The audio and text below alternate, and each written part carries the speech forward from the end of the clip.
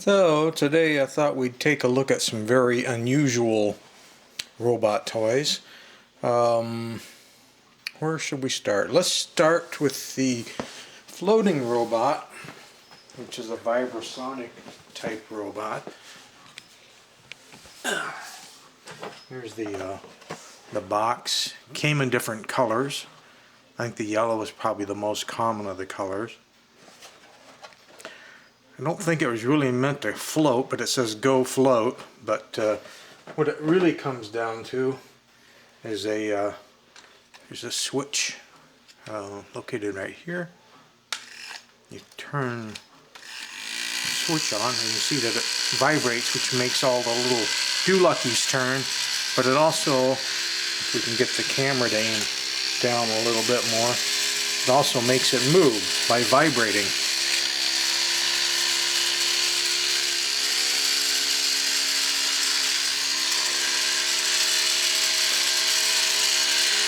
You've got little bristles on the bottom, and the way the bristles are angled is what makes the robot go in one direction or the other.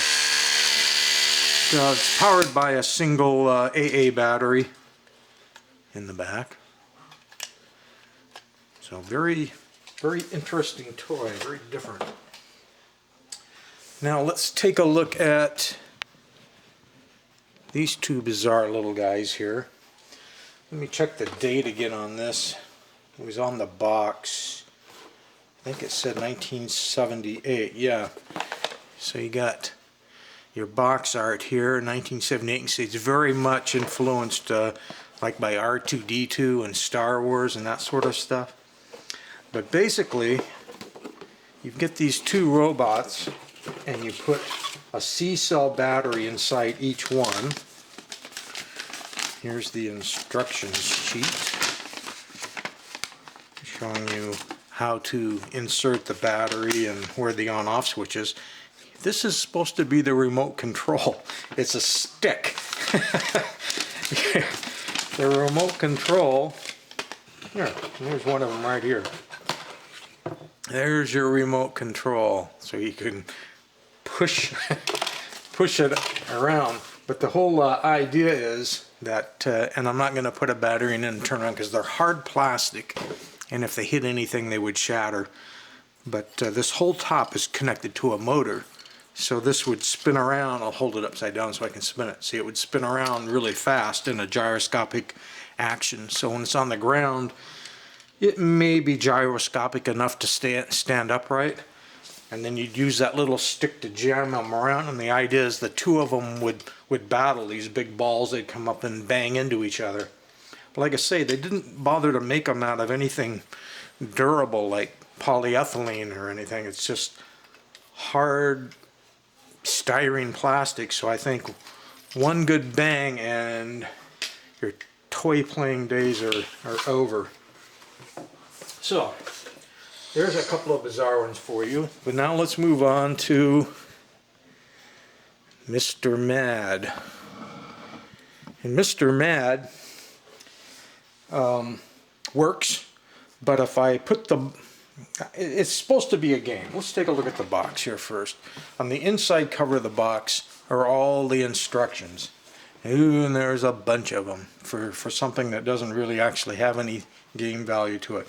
But they've made up all these instructions, and look at Mr. Mad has a control stick also. He's got these little buckets. Comes with a box of marbles. They're all in there. This whole thing was mint. And you're supposed to dump the marbles inside Mr. Mad. Here, you mad thing there. Oh, I turned him on already. So anyway, you fill him up with the marbles, and he has just a motor shaft in the bottom that turns. So when he's on the ground, he starts spinning. And the idea is the marbles are going to come flying out the handholds.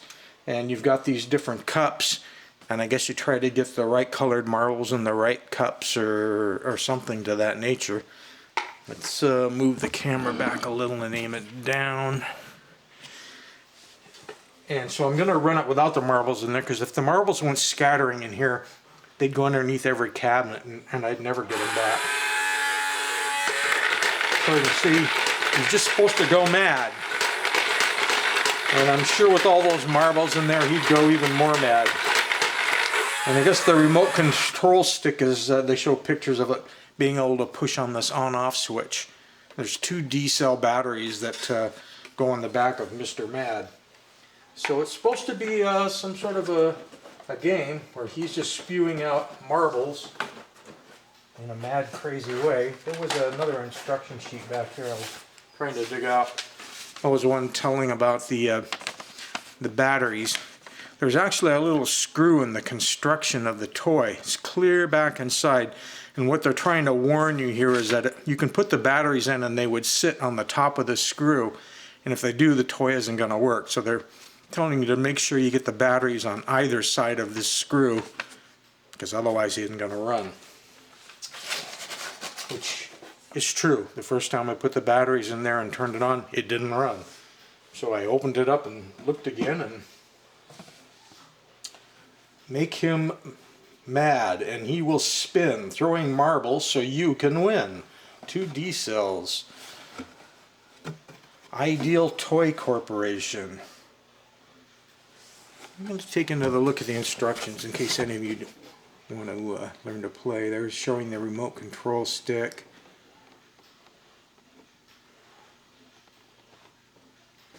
So, here are some very bizarre robots that you probably have never seen before, and getting back to the Vibrasonic floating one, I had taken that idea way back in the 1980s and made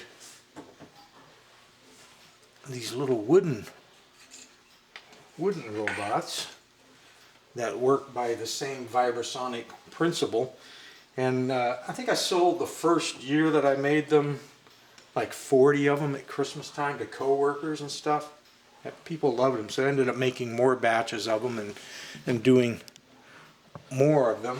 Even ended up doing box artwork to go along with them.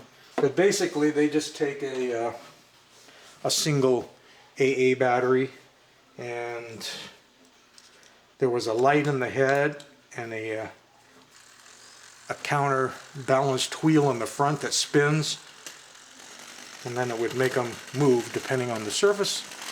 They would go in different directions. Like this time he's heading over towards me. But it was just a simple wood toy with a light and a motor, and there isn't even an on-off switch. I figured if you're not playing with it, you shouldn't leave the battery in it. So then taking the battery out is the way you turn it off. So there we have some bizarre robots for your enjoyment in case you'd never seen them before. Pull back, camera, pull back. And I think that's about it.